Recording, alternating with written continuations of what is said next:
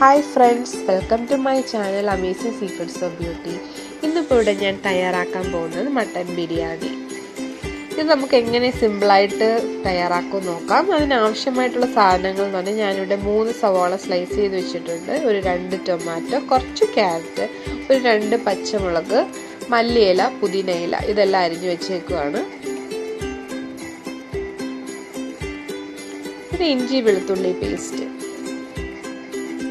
പിന്നെ കുറച്ച് തൈര് വേണം.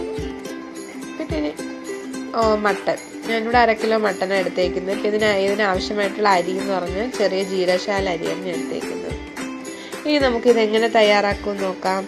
ഞാനിവിടെ കുക്കറിലാണ് ചെയ്യുന്നത്.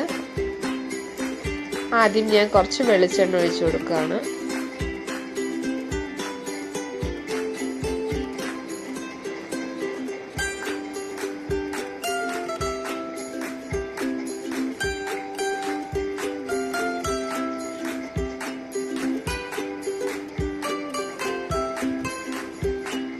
ഇതിലേക്ക് നമുക്ക് അരിഞ്ഞു വെച്ചേക്കുന്ന സവാള ഇട്ട് കൊടുക്കാം.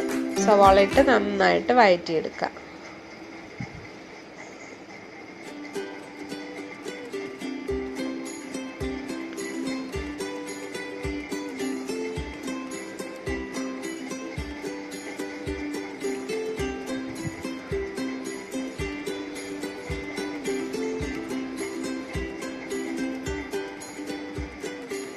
വഴണ്ടി വരുമ്പോൾ നമുക്ക് കുറച്ച് അരിഞ്ഞു വെച്ചിരിക്കുന്ന ക്യാരറ്റും പച്ചമുളക് കൂടി ഇട്ട് കൊടുത്ത് നന്നായിട്ട് വഴറ്റിയെടുക്കാം.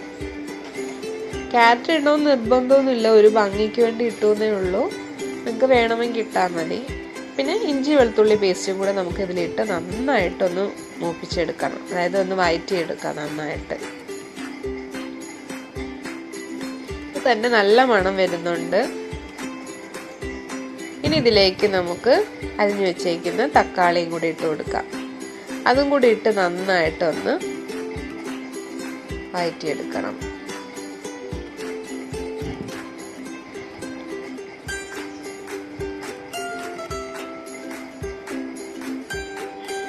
ഇതെല്ലാം ഒന്ന് വഴറ്റി വന്നിട്ടുണ്ട്. നമുക്ക് ഇതിലേക്ക് ഉപ്പിട്ട് കൊടുക്കാം. ഞാനിവിടെ 2 സ്പൂൺ ഉപ്പിടുന്നുണ്ട്. നമുക്ക് ആവശ്യത്തിനുള്ള ഉപ്പ് ഇടാം.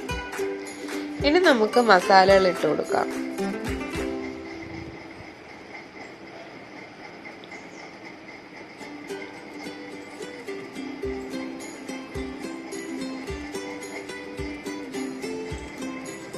ഒരു 3 സ്പൂൺ മല്ലിപ്പൊടി ഇട്ട് കൊടുക്കണം.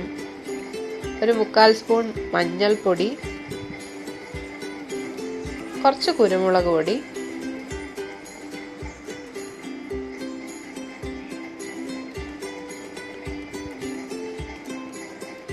കുറച്ച് പെരിഞ്ജീരകപ്പൊടി, കുറച്ച് ഗരം മസാല പൊടി, ഇത്രയും ഇട്ട് നന്നായിട്ടൊന്ന് മിക്സ് ചെയ്യാം. ഞാനിവിടെ മുളക് പൊടി ഇടുന്നില്ല, അതിന് പകരമാണ് ഒരു 2 മുളക് ഇട്ടത്.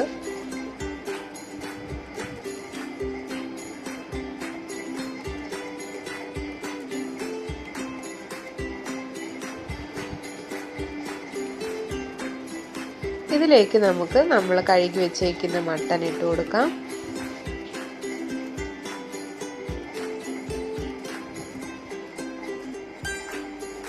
ഇതെല്ലാം കൂടെ ഇട്ട് നന്നായിട്ടൊന്ന് മിക്സ് ചെയ്തെടുക്കാം.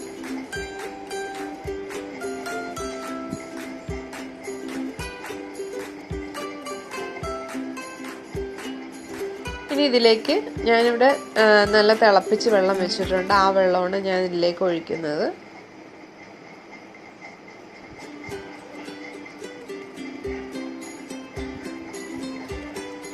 ഇതിലേക്ക് നമുക്ക് മല്ലിയിലയും പുതിനയിലയും അരിഞ്ഞു വെച്ചേക്കുന്നത് മുഴുവനായിട്ട് ഇടണ്ട, അതിൽ ഒരു പകുതി ഭാഗം എടുത്ത് രണ്ടും കൂടി മിക്സ് ചെയ്ത് ഇതിലേക്ക് ഇടുക.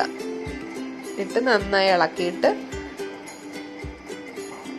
നമുക്ക് വെള്ളം ഒഴിച്ചു കൊടുത്ത് വേവിച്ചെടുക്കണം.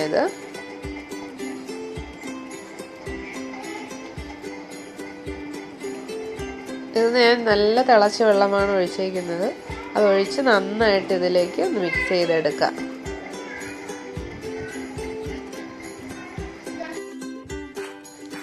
ഇനി നമുക്കിത് നന്നായിട്ടൊന്ന് ഇളക്കി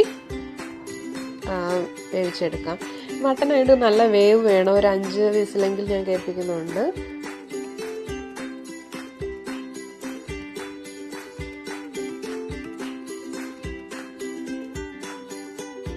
നന്നായിട്ട് വെന്ത് വന്നിട്ടുണ്ട്. അതിലേക്ക് നമുക്ക് 2 സ്പൂൺ തൈര് ഒഴിച്ച് കൊടുക്കാം. അത് നന്നായിട്ട് ഇളക്കിയ ശേഷം അരി ഇട്ട് കൊടുക്കാം.